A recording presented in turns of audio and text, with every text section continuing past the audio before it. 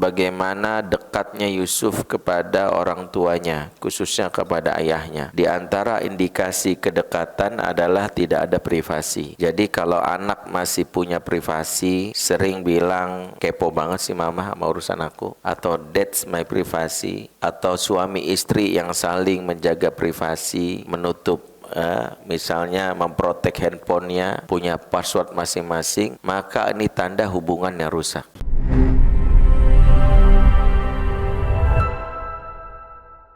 Assalamualaikum warahmatullahi wabarakatuh. Innal hamdalillah nahmaduhu wa nasta'inuhu wa nastaghfiruh wa na'udzu billahi min syururi anfusina wa sayyiati a'malina. Man yahdihillahu fala mudhillalah wa may yudlil fala hadiyalah. Ashhadu an la ilaha illallah wahdahu la syarikalah wa ashhadu anna Muhammadan abduhu wa rasuluhu alladzi la nabiyya ba'dah. Rabbana atina min ladunka rahmah wa hayyi' lana min amrina rasyada. Rabbi shrah li sadri wa yassir li amri wahlul 'uqdatam min lisani yafqahu qawli wa ba'd.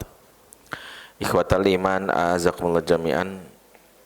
Bapak-bapak, ibu-ibu, saudara-saudariku semua, ikhwan wa akhwat fillah, jamaah kajian musyawarah, semoga Allah memberkahi kita semua yang hadir dan semoga kita bisa masuk surga bersama-sama semuanya. Amin ya rabbal alamin. Salam cinta buat Ananda, anak-anakku yang hadir. Ada yang bawa anak. Dan kita selalu doakan anak-anak kita, sesibuk-sibuknya orang tua, sungguh orang tua yang zolim adalah yang gak pernah mendoakan anaknya. Padahal doa orang tua satu di antara doa yang mustajab. Jadi kalau kita tahu bahwa di antara doa yang mustajab adalah doa orang tua kepada anaknya, maka orang tua yang tak mendoakan anaknya itu zolim. Sebab anak itu butuh sekali doa dari orang tua. Maka ketika kita tahu bahwa doa itu adalah kebutuhan anak, jangan pernah berhenti berdoa. Dalam keadaan apapun, doakan anak kita. Maka sesi ini di kesempatan di pagi menjelang siang ini, kita doakan anak-anak kita yang hadir maupun yang di rumah, atau mungkin sedang ada yang di pesantren, atau mungkin ada yang sudah kerja, ngekos, atau yang sedang menuntut ilmu di luar. Kita doakan mereka semoga jadi anak yang soleh dan solehah, menjadi pemimpin bagi orang-orang yang bertakwa.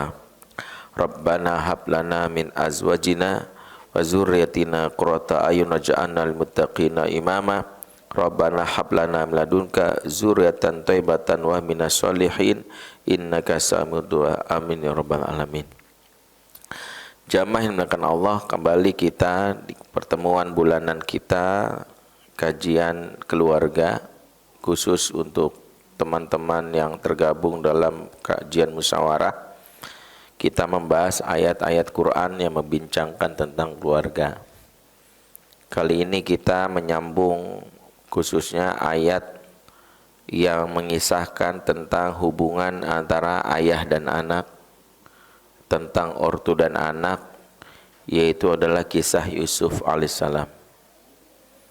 Sebagian kita sudah sering mendengar kisah Yusuf, dan memang kisah Yusuf ini gak pernah bosan kita ulang, karena kisah Yusuf adalah kisah yang terbaik. Nahnu nakusu alaika ahsanal qasas. Kami ceritakan kepadamu Muhammad kisah yang terbaik. Makanya di antara kisah-kisah terbaik yang Allah hidangkan buat kita sebagai ibrah adalah kisah Yusuf.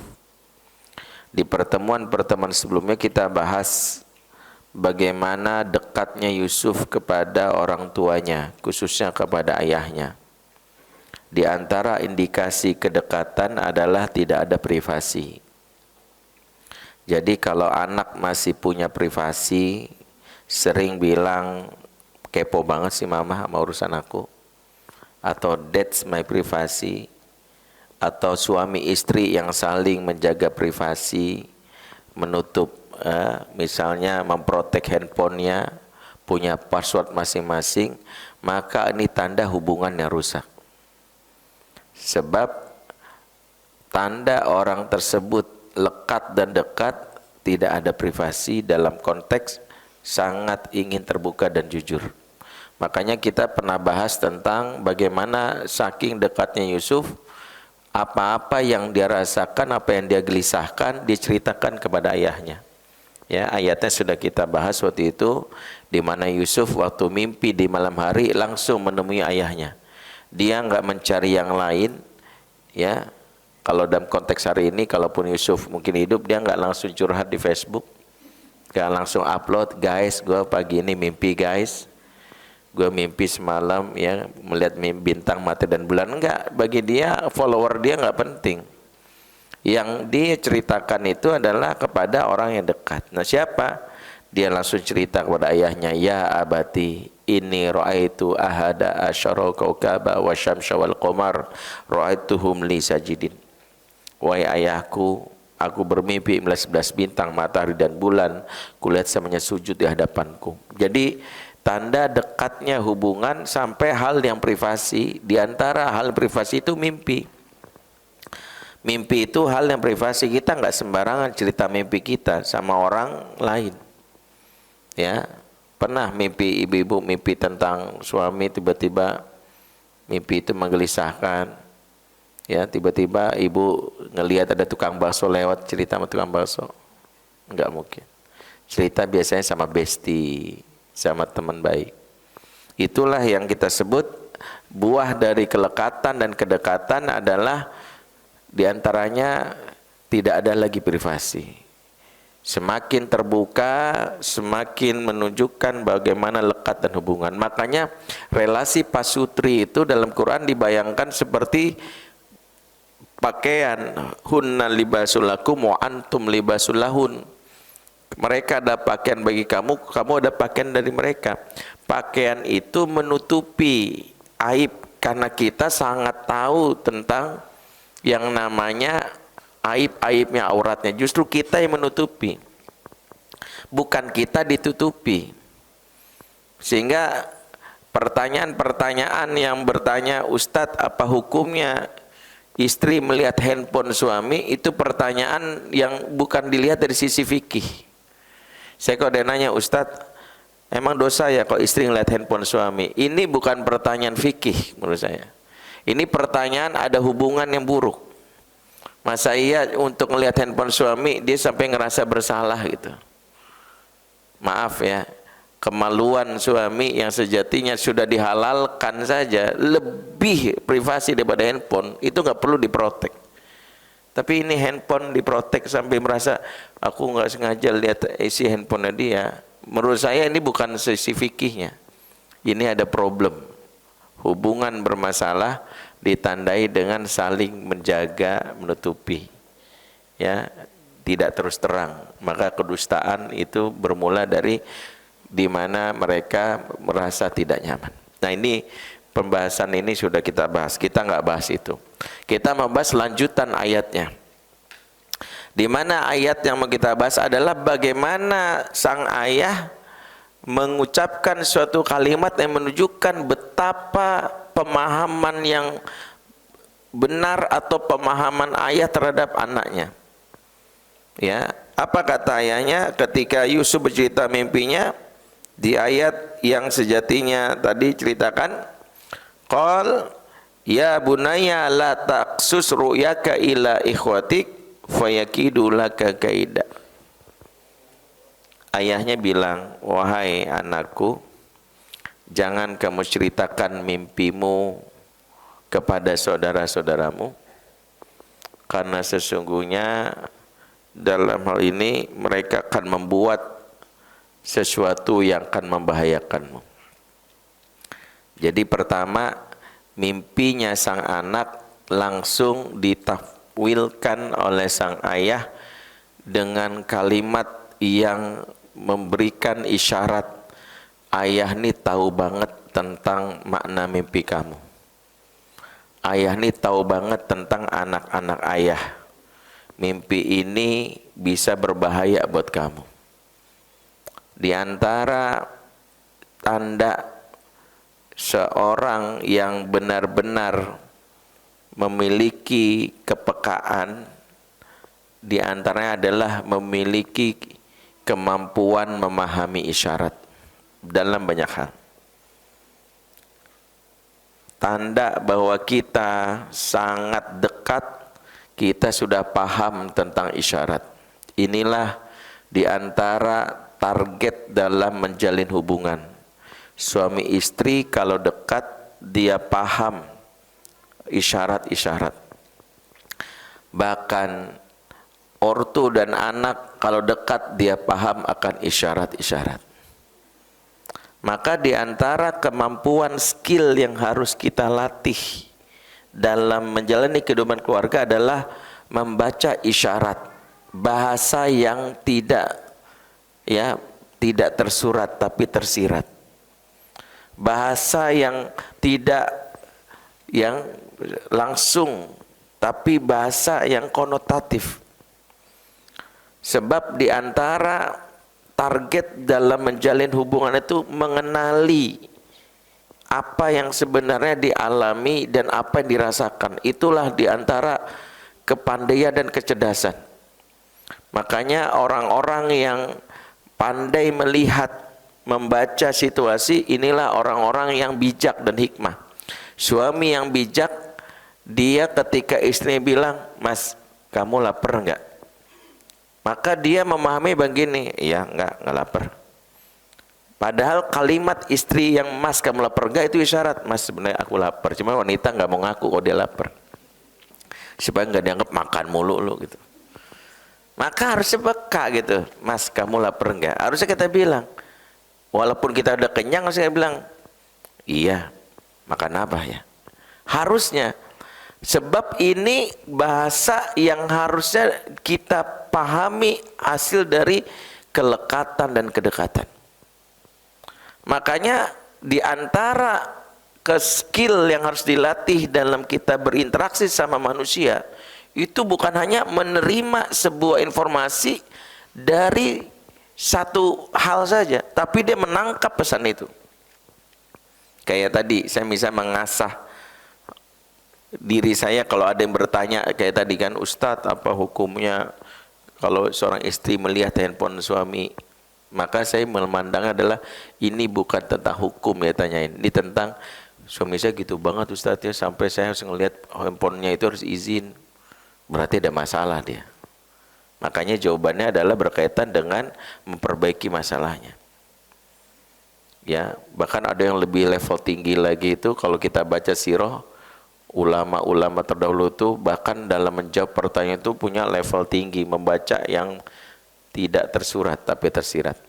Pernah suatu saat Imam Syafi'i dan manakibnya ceritakan, Imam Syafi'i itu lagi bikin majelis di mana dihadiri oleh banyak orang. Tiba-tiba ada seorang ibu, seorang wanita ingin bertanya kepadanya tapi malu karena berkaitan dengan hal yang sangat privasi. Maka wanita ini cukup membawa apel, dilempar ke Imam Syafi'i dengan sopan.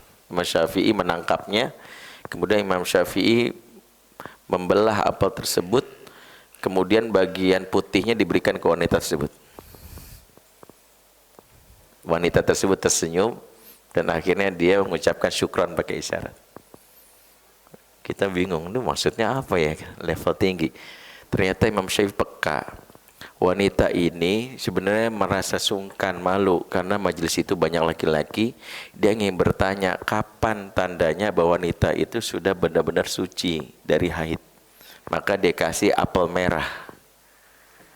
Apel merah dilempar, Alan. Nah, Imam Syafi'i ngerti karena dia maksudnya adalah dia ingin tanda syahid, maka dia belah bagian apa tersebut, bagian yang paling bersih, paling putih dikasih ke wanita tersebut. Itu komunikasi tingkat tinggi. Ini bukan tentang sekedar suami istri, dari guru dan murid. sampai bisa seperti itu. Ya, bayangin ya. Tapi tolong kalau nanya nanti jangan ada yang lempar-lempar apel ke saya, Ustaz. Yang jeruk, itu ada yang lempar duren ke saya. Tapi kalau lempar duren maksudnya apa saya nggak tahu. Itu hanya Imam Syafi'i yang tahu. Jadi Imam Syafi'i itu sama begitu. Nah, ini tentang bagaimana kepekaan. Dalam relasi hubungan keluarga itu kadang kita ini nggak peka dalam menangkap bahasa yang tersirat itu tadi. Sehingga seringkali masalah itu muncul. Bagaimana kita menangkap pesan dari seorang anak yang ketika ditanya, kamu ada masalah? Enggak apa-apa.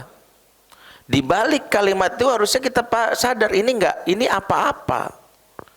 Karena ada perubahan sikap, ekspresi wajah. Maka kalau kita betul-betul memiliki kepekaan rasa sampai kode-kode gitu harusnya diterima.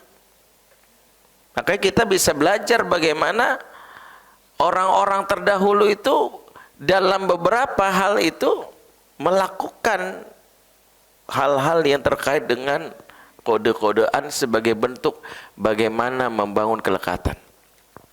Ya, membangun kelekatan tersebut. Kita bisa belajar misalnya dari bagaimana Nabi Ibrahim, ya kisahnya sangat populer.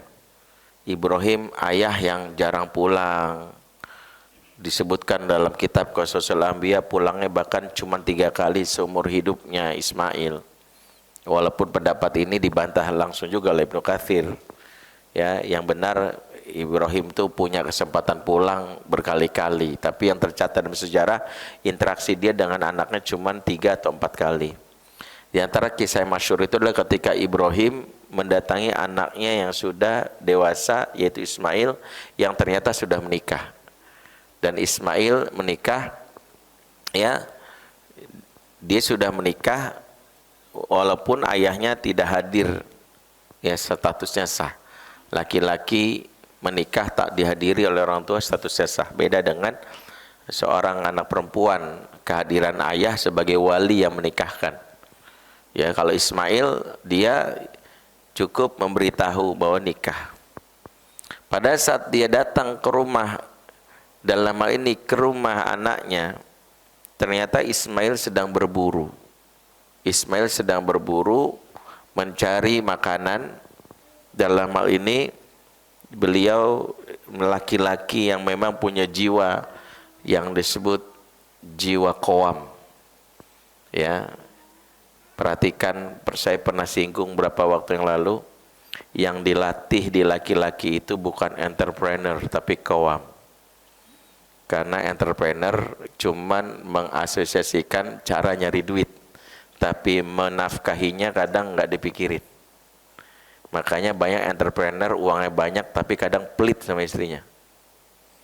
Makanya laki-laki dilatihnya bukan entrepreneur tapi qawam. Qawam itu mencari uang gimana cara bisa menafkahi istri.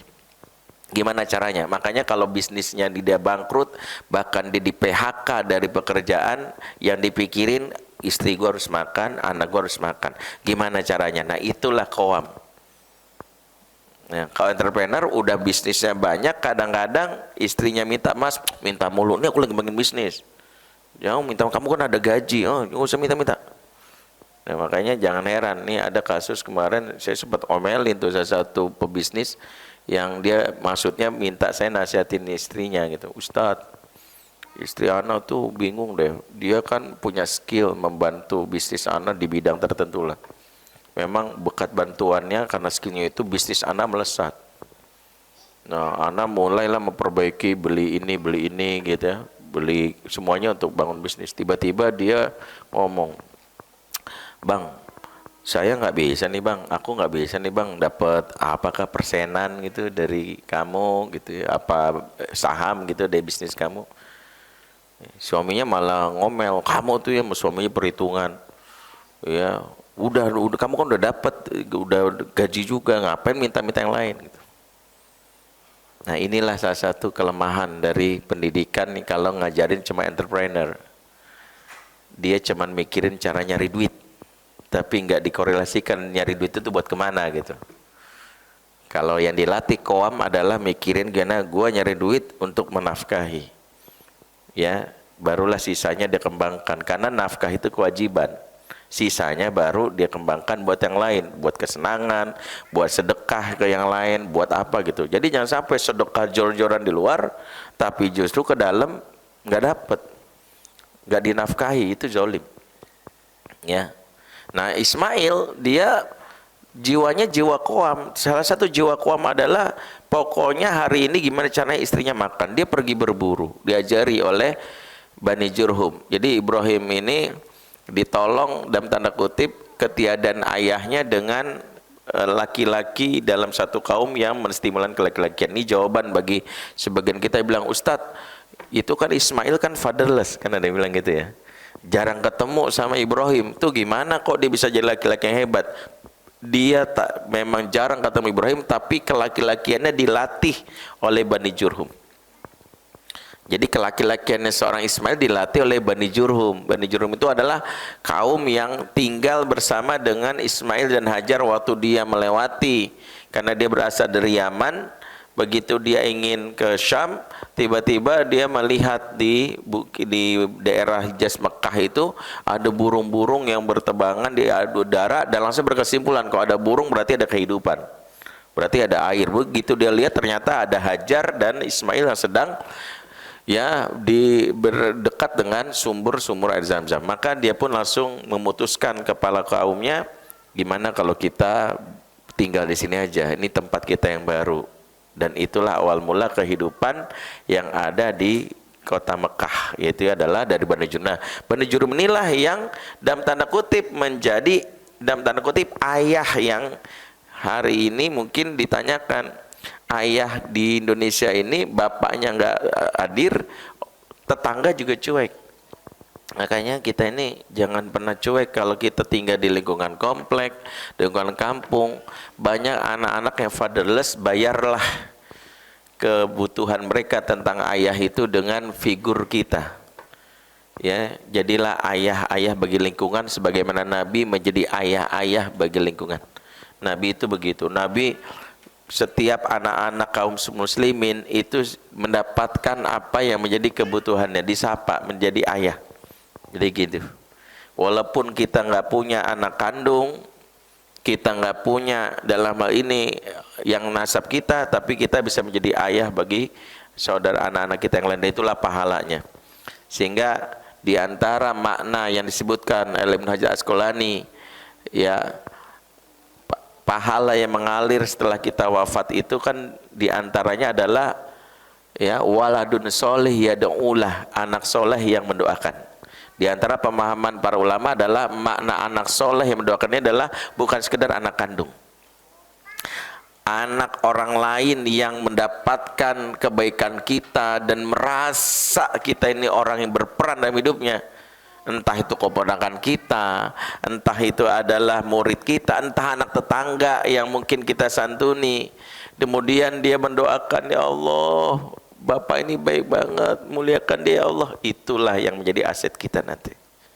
Jadi aset gitu bukan sekedar anak soleh, tapi yang mendoakan kita. Maka ada kalimat waladun soleh yad'ulah, mendoakan. Jadi yang punya murid yang ngajar anak TK, TPA bersyukur. Saya nggak punya anak Ustadz, punya murid nggak? Punya. Nah itu didik aja. Seperti Asiyah merawat Firaun. Asiyah nggak punya anak, tapi merawat Firaun lagi. Asiyah merawat Musa, maaf. Asiyah merawat Musa. Asiyah nggak punya anak, tapi dia merawat Musa. Nabi Musa lah yang menjadikan bagaimana kemuliaan Asiyah sebab doanya. Ya, karena dirawat sejak kecil. Nah inilah kenapa kembali ketika Ismail berburu, datanglah Ibrahim. Ibrahim datang dalam hal ini menengok putranya yang baru aja dapat kabar, baru aja nikah. Ternyata di rumahnya Ismail nggak ada. Dulu nggak ada teknologi, nggak ada WA, jadi Ibrahim nggak sempat bilang, ya, ngasih tahu, nggak ngasih kabar. Maka yang menemuinya adalah istrinya. Istrinya inilah yang nggak tahu kalau yang hadir ini adalah bapak mertuanya. Maka Ibrahim menyapa layaknya seorang ayah melihat anak, ya. Dan ini keumuman kebiasaan orang Arab. Apa kata Ibrahim kepada istrinya dari Ismail? Kaifa asbahti ya banat? Bagaimana kabarmu wahai anakku, gitu. Si mantunya ini nggak tahu kalau ini adalah mertuanya. Ada yang nanya tentang kabarnya, dia terus terang aja, ya gimana ya, di rumah tuh kurang makanan, ini kurang, ini kurang, ini kurang, ini kurang, gitu. Jadi dia cerita. Maka Ibrahim pun akhirnya memberitahu, nanti sampaikan kepada suamimu ada bapak tua yang mendatanginya dan memberi salam kepadanya sambil mengatakan, tolong ganti palang pintu di depan rumahmu. Tolong ganti palang pintu di depan rumahmu. Maka dalam hal ini kita tahu akhirnya Ibrahim pun pergi. Pulanglah Ismail, disambut istrinya, diceritakan. Ya, tadi ada bapak tua begini dan dia bilang tolong ganti palang pintu di depan rumah, katanya. Maka Ismail pun langsung mendengar, merespon, lantas bilang kepada istrinya, ketahuilah bapak tua itu sesuai yang kau cirikan tadi adalah ayahku. Dan dia menyuruh aku menceraikan kamu. Karena itu aku ceraikan kamu hari ini. Bayangkan ya, ini diantara hebatnya hubungan tingkat tinggi antara ortu dan anak. Bayangkan cuman kasih tahu ganti palang pintu. Ya, kira-kira istrinya Ismail tahu nggak kalau itu artinya diceraikan? Tahu nggak? Nggak mungkin tahu. Kalau dia tahu kan bodoh sekali. Masa dia bilang, bang, tadi ada bapak-bapak nyuruh kamu ceraiin aku, kan goblok sekali kata orang. Bodoh dia kalau dibilang gitu. Ternyata istrinya Ismail nggak bilang begitu. Dia nggak ngerti. Maka dia bilang, apa kata dia? Ganti palang pintu. Makanya kisah ini mengajarkan banyak hal. Ya. Pelajaran pertama dari kisah ini apa? Satu, jangan pernah sembarangan curcol sama mertua itu dulu. Itu. Jadi kalau mertua kita curcolin kadang-kadang lebih belain anak. Ya, jadi makanya ibu-ibu juga kalau ada komplain atau apapun, ya jangan justru ke mertua. Yang kedua, ini menggambarkan hubungan tingkat tinggi, bahasa luar biasa antara ortu dan anak. Ganti palang pintu, bayangin. Ibrahim gak ngasih isyarat apapun, cuma bilang ganti palang pintu, dan anaknya nangkep. Ya, anaknya ngerti.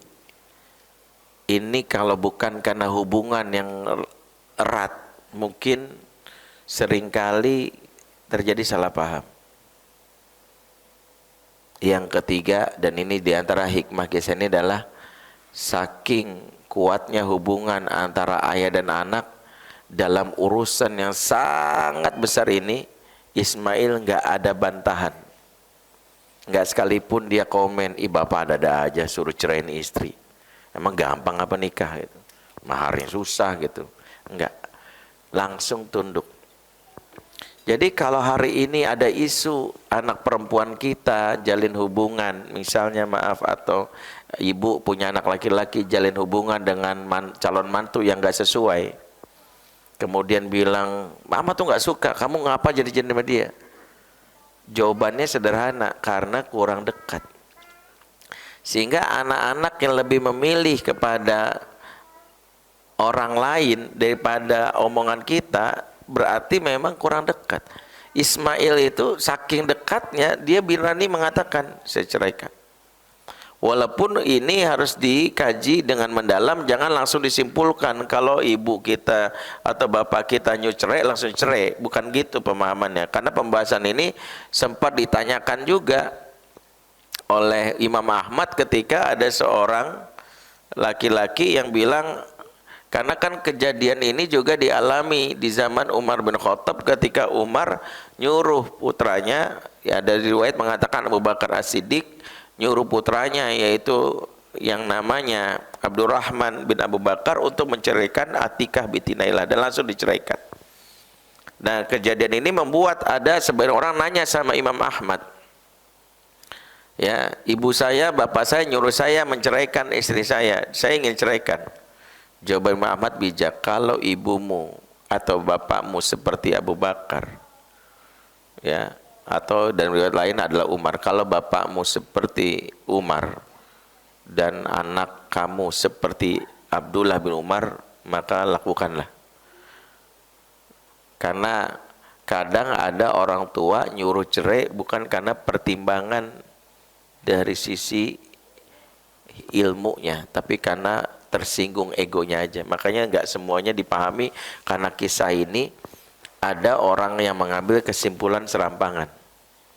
Ya, bahkan ada yang agak ngaco itu, saya pernah lihat di sosmed, ada yang ngambil kesimpulan kisah ini gini, jika Ibrahim saja jika Ismail saja menceraikan istrinya gara-gara curhat sembarangan kepada mertuanya, maka istri yang sekarang curhat di sosmed lebih layak diceraikan. Sadis banget. Itu kesimpulan yang terlalu jauh, Mas. Jadi gara-gara ada istri curhat di sosmed langsung ceraiin. Buktinya apa? Istrinya Ismail curhat sama orang aja diceraikan.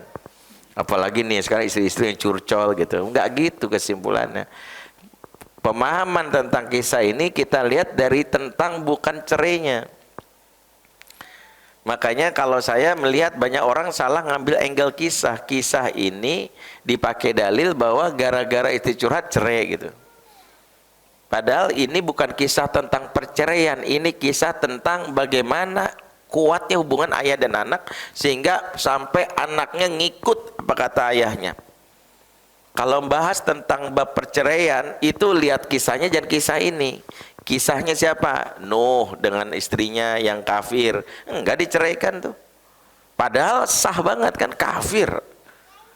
Bayangin kalau curhat aja tadi bilang itu kafir, lebih layak lagi gitu. Atau Lut istrinya pendukung LGBT, lebih layak diceraikan. Gimana pendukung LGBT cerai kamu gitu. Zakaria istrinya tua mandul, lebih layak diceraikan, tua mandul. Apa yang bisa diharapkan? Siapa yang punya anak istrinya nggak cerai kan gitu. Ini tentang bagaimana bab perceraian, jangan ambil kisah ini. Makanya ini bantahan buat orang yang kadang-kadang serampangan ngambil kisah untuk memuaskan ininya aja. Jadi kalau kita dengar kisah tentang Ibrahim yang meminta Ismail menceraikan istrinya dan Ismail menceraikan istrinya, karena istrinya curcol tentang kondisinya, ini bukan bab cerainya yang kita fokus, tapi tentang apa? Tentang hubungan ortu dan anak yang dekat. Buktinya apa? Sampai pakai bahasa tingkat tinggi, ya, bahasa kode-kodean, bayangin. Maka inilah diantara bukti kelekatan dan kedekatan hubungan. Jadi kalau kita sering miskom dengan pasangan, dengan anak, itu tanda memang yang merusak itu hubungannya. Kenapa ya? Gak pernah nyambung gitu. Aku ngomong ini, dia bilangnya gini. Itu kenapa? Karena masalah relasi yang jelek. Relasi yang jelek itu sampai gak ngerti. Makanya kalau kita berkaca sama Nabi, Nabi itu sampai memahami betul gerak-gerik istrinya, sampai tahu kapan istrinya marah, kapan istrinya kesel. Ya, pernah kan dengar kisah Nabi pernah bilang, wahai Aisyah, aku tuh tahu kapan kamu sedang kesel sama aku, kapan kamu sedang sayang sama aku. Kata Aisyah, dari mana engkau bisa menyimpulkan wahai suamiku? Kata Nabi, kalau kamu lagi kesel sama aku, kamu sering bersumpah, wa Rabbi Ibrahim, demi Tuhannya Ibrahim. Tapi kalau kamu lagi sayang sama aku, kamu sumpahnya, wa Rabbi Muhammad, demi Tuhannya Muhammad. Tuhannya Muhammad, Tuhannya Ibrahim sama enggak? Sama. Cuman karena lagi kesel, khas seorang istri gak mau nyebut nama suaminya. Makanya kalau tiba-tiba suami istri berubah panggilannya gitu ya. Saya pernah kan kalau misalnya ketemu salah satu jamaah lagi di mall, tiba-tiba Ustadz gitu ya, perkenal Ustadz nih abinya anak-anak. wah ini ada masalah nih. Kenapa bilangnya abinya anak-anak? Kalau hubungan yang normal adalah suami saya, teman tidur saya, pacar saya, ini belahan jiwa saya. Abinya anak-anak, saya langsung mikir, wah ini ada masalah. Kenapa dia nggak berani ngomong gitu? Dan benar, dia sudah menganggap hubungan kami ini sebatas karena ada anak-anak. Sehingga dia bilang ini bapaknya anak-anak. Tidak lagi memandang bahwa ini adalah suaminya. Dan itu masih bagus karena ada anak-anak. Ada yang repotnya, ada dia bilang, ini Ustadz perkenalkan anaknya mertua saya gitu. Tak dulu mikir anak mertua, tak dulu gitu. Saya mikir dulu tuh. Oh iya gitu ya. Mikir terus kamu punya mertua, punya anak. Oh iya gitu.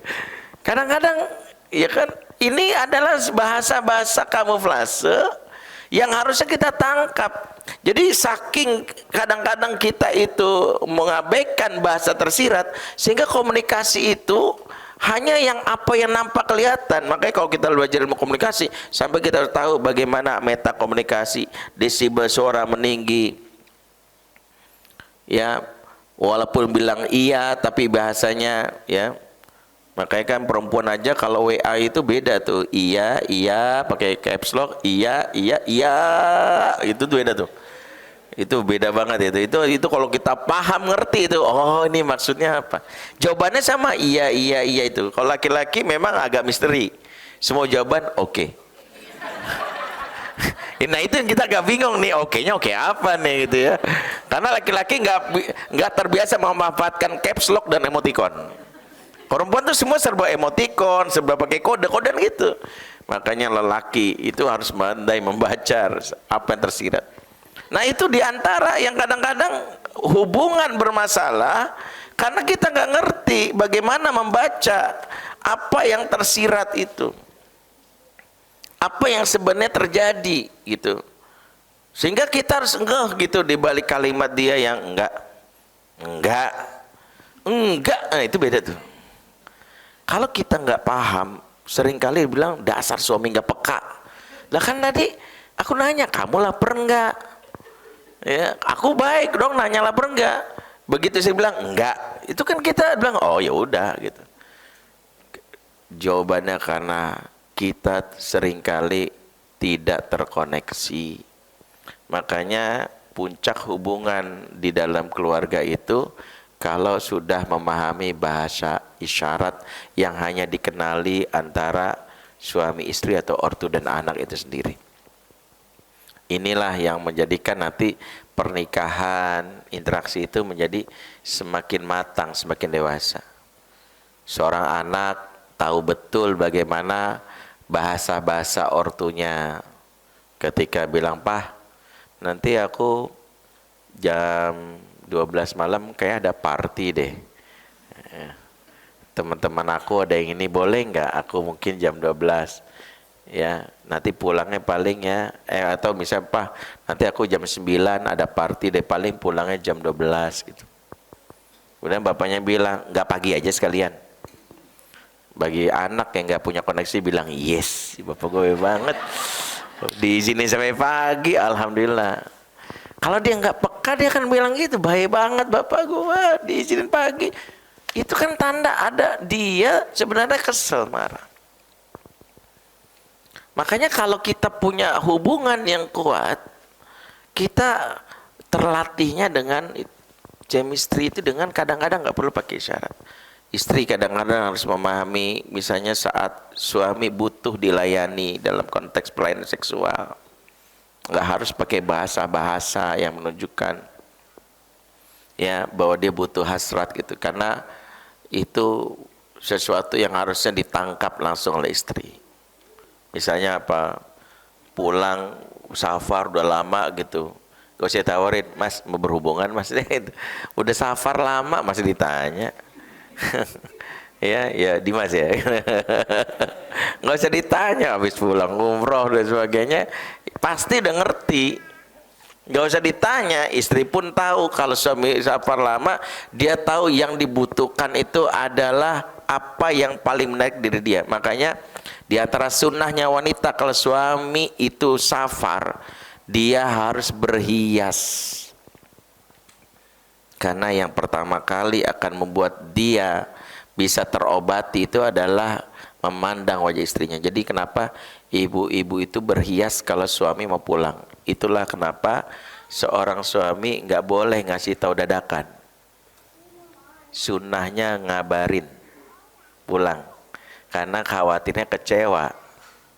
Ada suami, saya kesel banget Ustaz, saya pulang dan sebagainya. Ternyata rumah berantakan, istri juga dalam keadaan pakai daster, pakai koyo gitu ya. Udah gitu ya, pakai koyo, rambut terurai itu, kutunya banyak gitu. Aduh gitu, saya mual banget. Ya persalahan, saya bilang gini, ente ngasih tahu nggak ente pulang? Maksudnya mau ngasih kejutan, ya itu kan terkejut saya bilang.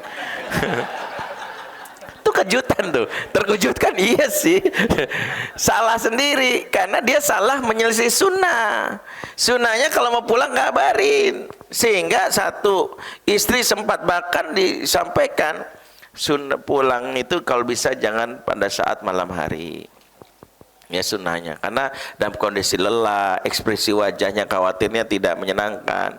Maka sunnahnya pulang itu dalam kondisi segar pagi. Dan itu ada pelajaran penting, kenapa laki-laki sebelum pulang juga kalau di zaman dahulu disuruh mandi dulu. Di gerbang kota Madinah itu ada biir-biir abyar tuh, sumur-sumur, laki-laki mandi dulu. Kabar dia tentang pulang tuh sudah disampaikan, ada kurir atau yang menyambungkan si ini akan pulang dan sekian gitu. Jadi istri-istri sudah bersiap-siap di rumah, dan sampainya pagi. Ketika pagi istri sudah berhias, mereka disambut. Ini adalah salah satunya. Jadi istri-istri juga paham dalam hal ini, kalau pagi-pagi, kalau misalnya suami ini dia harus pulang dalam keadaan siap, dikasih tahu dia harus sudah berhias, pakai pakaian terbaik, pakai hal yang menyenangkan suaminya, bahkan perlu makanan yang disukai oleh suaminya. Apa-apa yang disukai oleh suaminya disiapkan pada saat suaminya itu berada di rumah. Inilah diantara bagaimana indahnya ajaran Islam, peka sebagai cara untuk menambah kehangatan dan kemesraan. Termasuk pekanya kita dengan orang tua kita. Bagaimana seorang anak yang berbakti sama orang tuanya, jangan nunggu diminta. Ya, amal soleh itu ada jenjangnya. Berbuat baik sama orang tua itu pun ada levelnya, ada level gold, ada level platinum. Kalau ada level silver. Kalau level silver itu, kamu ada uang nggak? Misalnya, nah kamu ada uang nggak? Itu level silver tuh. Ya udahlah kasih. Ya, kalau level gold itu di atasnya lagi. Ya, dia ngikutin jadwal. Oh mama, tanggal sekian biasa minta. Sebelum diminta, bilang mah sudah aku transfer ya. Tuh. Level platinum ngasih kejutan. Biasanya tanggal sekian kita kasih H-2-nya, atau bahkan kita ngasihnya double. Itu namanya level birrul walidain yang tunggal luar biasa. Artinya di antara yang harus kita asah dalam berkeluarga itu, terutama anak kepada ortu, adalah jangan nunggu mamahnya minta. Kalau jadi sama-sama ngasih, tapi saat dikasih sebelum minta itu lebih menunjukkan pahala. Jadi poinnya itu tinggi di situ. Kalau nunggu diminta, justru itu salah satu tanda pahalanya ada tapi nggak dinaikkan kelasnya oleh Allah, tidak di-upgrade. Padahal ngasihnya sama, sejuta aja, tapi biasa aja. Atau ngasih 10 juta biasa aja, tapi ngasih dengan sebelum minta itu lebih berpahala. Termasuk ortu juga memahami bagaimana bahasa tubuh anak. Di antara yang membuat anak-anak itu males curhat sama orang tua, karena orang tua yang seringkali menolak emosi anak, lebih banyak fokus kepada perilaku anak.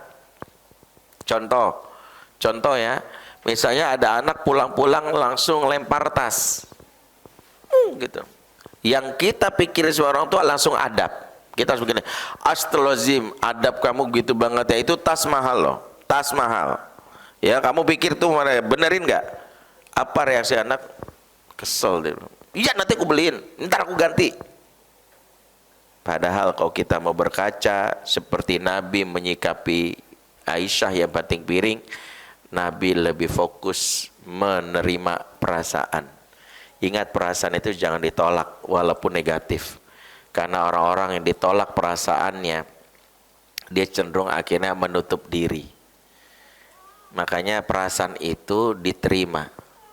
Ketika Aisyah banting piring, prang gitu, Nabi nggak langsung keluar dalil tentang adab. Piring pecah, songong ya, sama suami, nggak beradab kamu. Nabi nggak pernah fokus. Nabi hanya fokus memahami istrinya sedang cemburu. Gharrat ummukum. Maka kalau tadi kita lihat contoh kasus seorang anak banting tas, kira-kira apa yang dia rasakan? Hah? Apa yang dirasakan kalau anak banting tas? Capek, apalagi kesel. Maka diantara cara mengkomunikasikan dan bentuk dari pemahaman kita akan anak adalah apa? Validasi perasaan. Kamu kesel ya. Kayaknya di sekolah ada yang gak menyenangkan ya. Iya, tadi itu di kelas aku tidak boleh sama temanku. Nah, disitulah proses dia akhirnya mau cerita. Kenapa anak-anak malas cerita sama orang tua? Karena orang tua nggak pernah nahan, susah nahan untuk nasihat. Kita ini berperan nggak pernah pindah jadi peran seorang ustadz ustazah. Jadi anak tuh malas gitu ya. Baru banting piring, waktu banting tas langsung keluar ayat. Astagfirullahaladzim. Allah berfirman dalam Al-Quran, A'udzubillahi minasyaitonirrajim. Diruqyah anak. Dia langsung kesel banget. Padahal apa yang dilakukan langsung. Ya. Makanya kalau kita anak-anak merasa kenapa ya? Salah satu kebutuhan anak hari ini kan ada dia jarang dapat bestie di rumah. Ciri khas bestie itu adalah menerima perasaan. Sekarang itu kalau kemarin diskusi sama Ibu Eli Risman ya. Kemarin saya diminta oleh guru saya Ibu Eli gitu. Ya, doakan ya beliau tuh mulai sakit-sakitan ya. Beliau kadang-kadang omongannya juga bikin sedih juga, kadang-kadang bilang umur ibu nggak lama lagi nak. Insya Allah ibu kami doakan selalu panjang umur dan ketaatan. Dan kadang-kadang beliau nolak, jangan doain ibu panjang umur. Itu juga sedih juga, doain aja husnul khotimah gitu.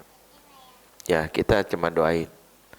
Nah, kemarin Ibu Eli bilang, dia nyetel, dia ngajak saya ada terapi apa ya dilakukan oleh teman-teman dari UGM, profesor bagus bagaimana menterapi anak-anak korban bullying gitu. Ada sistem yang dibangun gitu.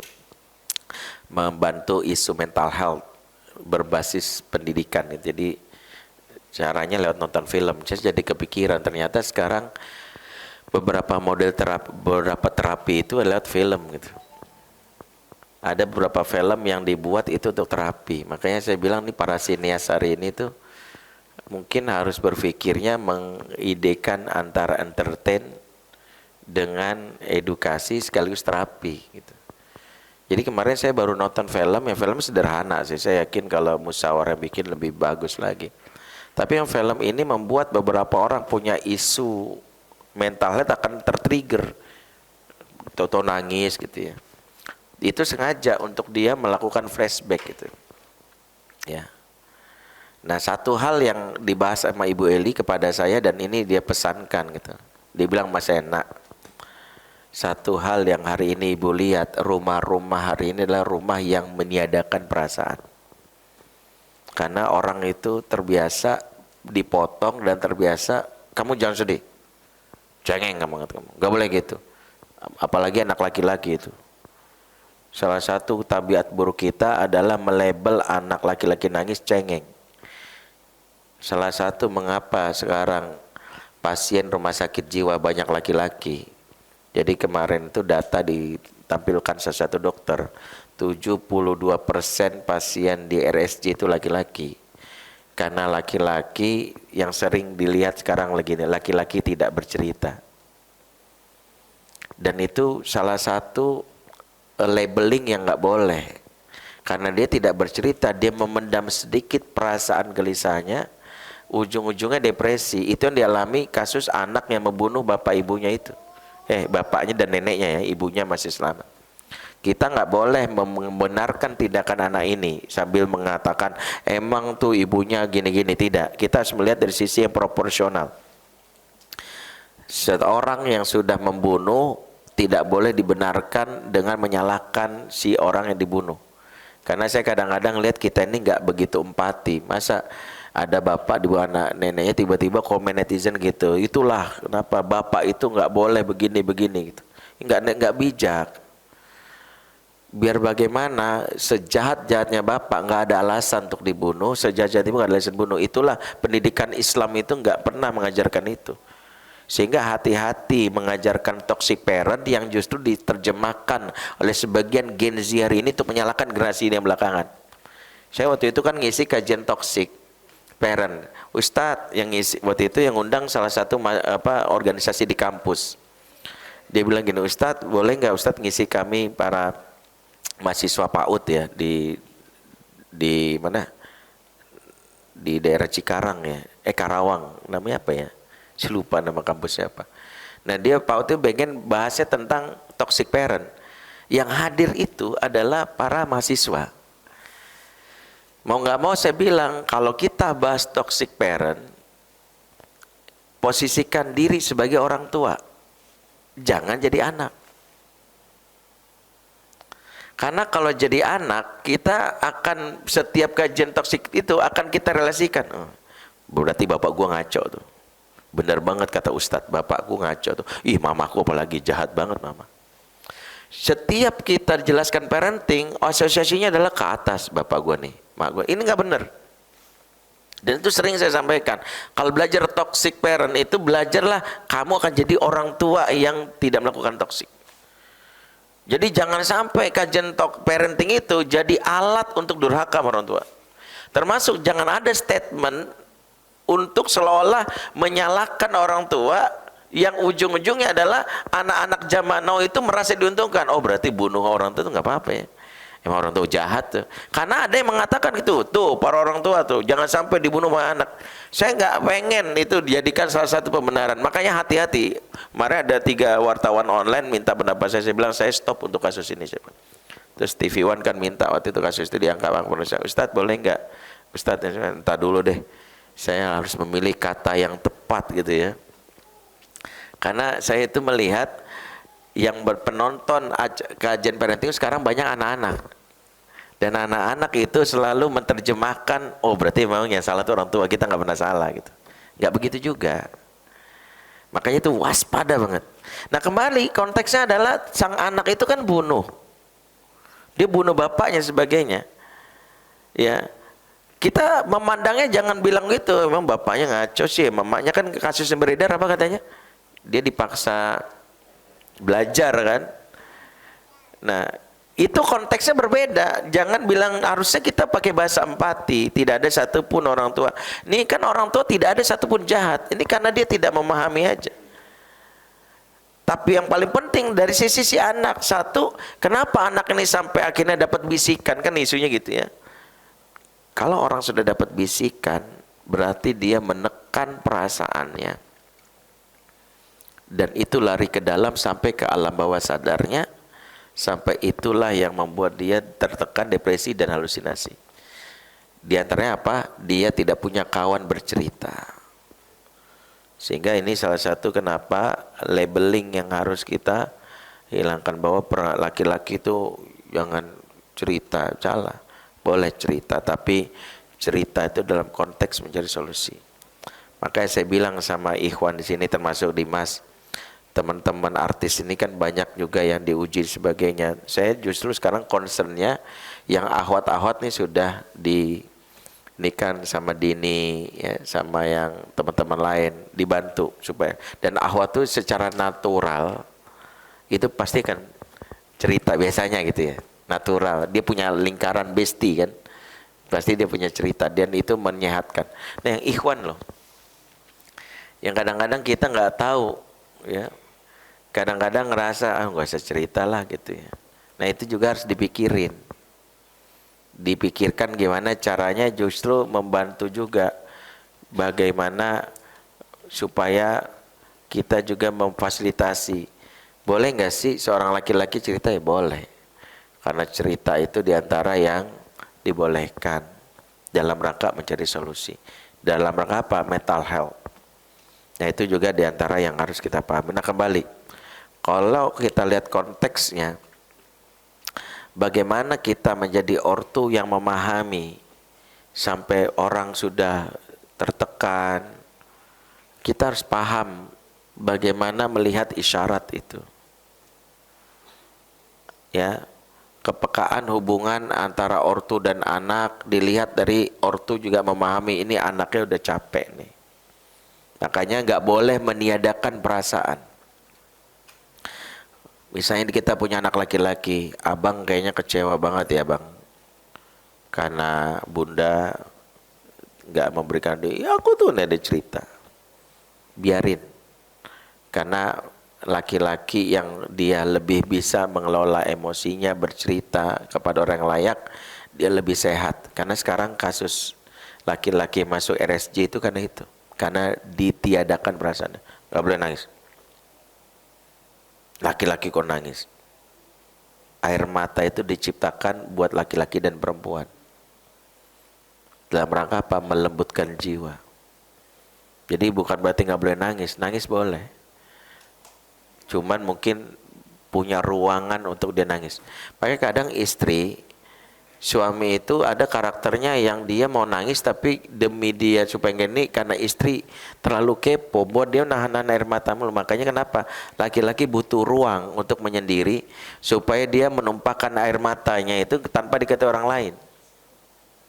Itu kadang-kadang istri kepo, aku ini istri kamu mas, istri kamu iya, tapi ada dalam diriku yang menolak. Masa sih gue nangis di depan istri? Masa sih? Akhirnya ditahan-tahan tuh. Makanya kalau istri yang peka, ya udah biarin dia butuh waktu menyendiri.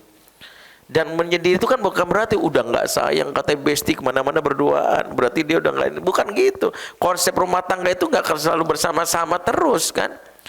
Pahamilah bahwa Allah kasih nikmat yang namanya rindu atas jarak yang terpisah. Makanya salah satu maintain hubungan itu adalah jangan bareng terus. Kenapa hikmahnya Nabi seakrab-akrab dengan Khadijah butuh tahanus? Tahanusnya di mana? Di Gua Hiro. Itu kalau kita lihat di sudut pandang ini, Nabi gak romantis banget, ajak ya Khadijah berduaan di gua kan gitu, enak. Ini bukan masalah tentang romantisme, ini masalah tentang memaintain hubungan. Makanya saya bilang, kadang-kadang kita perlu menamakan yang perlu memberi rasa rindu, apa perlu merasakan rasa rindu dengan satu kegiatan berpisah untuk sementara, untuk kegiatan baik ya. Saya kalau misalnya sesekali misalnya suami safar, makanya kemarin ya teman-teman para istri dari tarbiyah yang pisah itu sebenarnya saya bilang nggak harus bareng-bareng umroh.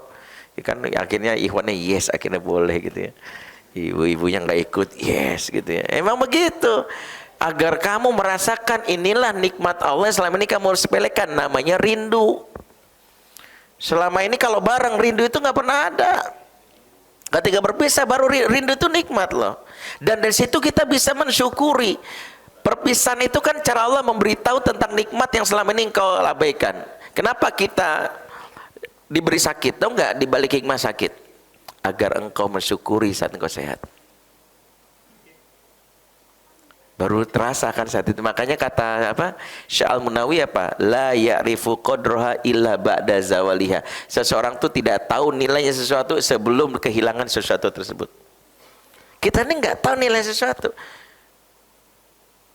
Suami yang suka noel-noel istrinya, kadang kentut sembarangan itu dirindukan ketika sudah berpisah. Bahkan menjadi sesuatu kenangan indah saat sudah meninggal. Maka perhatikan itu. Kadang-kadang kita perlu membuka jarak. Makanya kalau sesekali suami berpergian, itu diberikan ruang. Di antara kebutuhan dasar laki-laki itu 3, ibu-ibu paham. Yang pertama seks, sudah pernah kita bahas ya. Yang kedua pride, harga dirinya. Yang ketiga nih freedom. Jadi nanya mulu, kamu di mana? Jam berapa? Kau WA aku jam 12.21, kamu belas jam 12.23, jam 12.22 kamu ngapain? Itu enggak banget itu. Laki-laki tertekan banget kayak gitu. Ya Allah, gini banget hidup gue setelah nikah. Ya. Makanya salah satu yang kita belajar dari istri-istri Nabi itu nggak pernah kepo. Bukan karena nggak tahu, tapi biarkan suami cerita. Pernah nggak waktu dapat kisah Rasulullah pulang ketika dapat wahyu itu, tiba-tiba pulang zamiluni. Khadijah nggak bilang cerita dulu dari mana?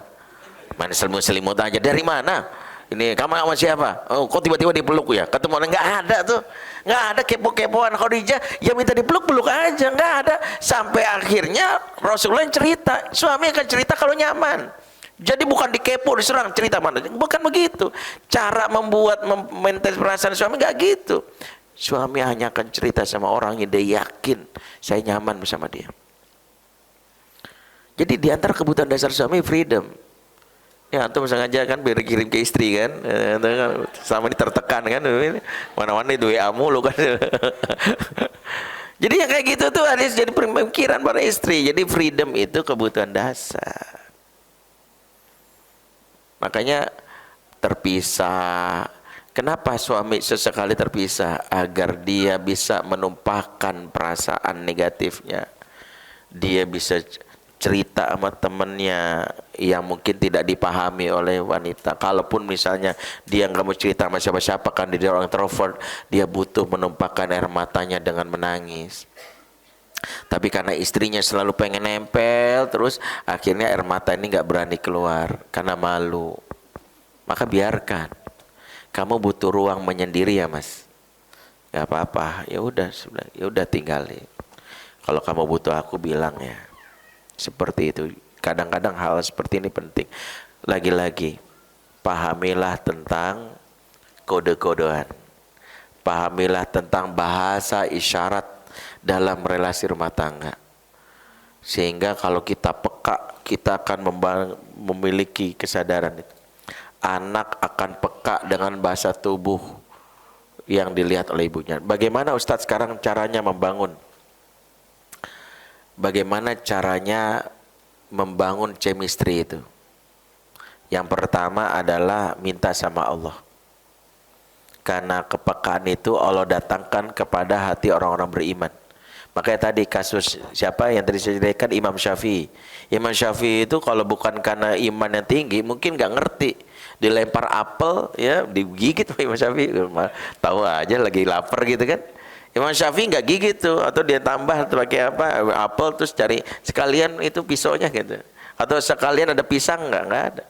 Imam Syafi'i ngerti ini perempuan lempar apel bagi yang baru datang. Tadi saya cerita bagaimana Imam Syafi'i itu ada di dalam majelis, dilempar apel oleh salah satu wanita, dia membalasnya dengan membelah apel tersebut, di bagian putihnya dilempar balik ke perempuan. Sebab Imam Syafi'i mengetahui bahwa perempuan ini malu untuk bertanya apa hukumnya wanita yang tanda bahwa dia sudah suci dari haid dengan isyarat apel merah yang dilemparkan. Maka Imam Syafi'i membelah bagian apelnya, bagian putihnya lah dilempar balik untuk memberitahu yang wanita boleh sudah suci kalau sudah benar-benar putih seperti dalam dari apel tersebut. Nah itu diantaranya.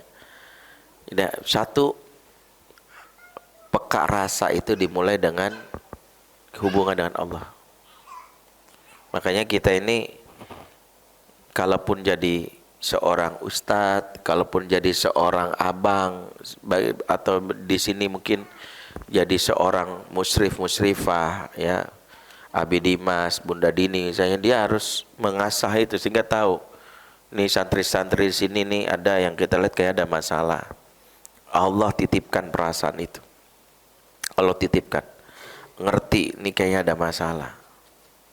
Yang kedua, bagaimana membangun komunikasi atau chemistry itu, yaitu adalah sering-sering berinteraksi di awal-awal menjalin hubungan.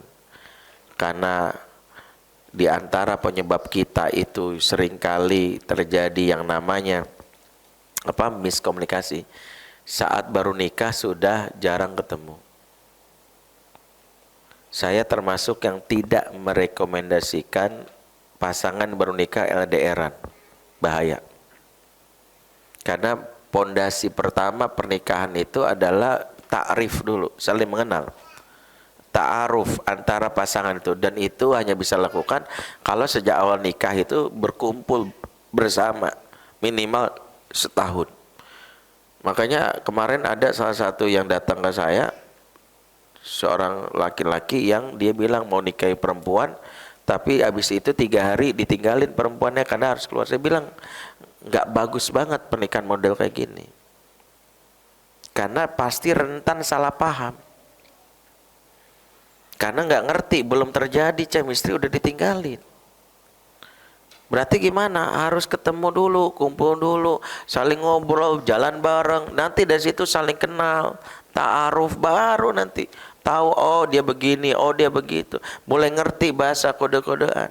Bagaimana seorang ibu bisa mengetahui bahasa anaknya, ya? Bagaimana seorang itu kan kalau ibu itu yang sering, makanya kenapa ada ibu yang sering kali nggak ngerti tentang anaknya karena jarang berinteraksi dengan anaknya. Yang berinteraksi adalah pembantunya. Ya, makanya kadang kan pembantu lebih peka, itu lapar tuh bu. Kamu tahu karena dia ngerti, sering. Oh itu dia ngantuk itu. Nah kadang-kadang kalau ibunya nggak pernah menggendongnya, dia itu nggak ngerti. Jadi kenapa anak-anak itu nggak boleh tinggalin oleh ibunya? Jangan orang lain dulu, ibunya dulu. Bapak juga gitu. Nanti bonding itu akan mempengaruhi. Anak pun juga punya kepekaan rasa. Kan satu kepekaan rasa anak tadi, dia menangkap bahasa tubuh ibunya. Ya, dia bilang, mah nanti aku pulang jam 9 malam ya, karena dia udah kuliah. Ternyata di kampus dia pulangnya larut malam karena ada meeting gitu, dan handphone dia mati misalnya. Ketika di handphone dia mati, dia nggak mengasih kabar ibunya. Begitu dia pulang jam 11 malam, tiba-tiba dia buka pintu karena dia punya kunci rumah, ternyata lihat raut wajah ibunya, langsung dia peka.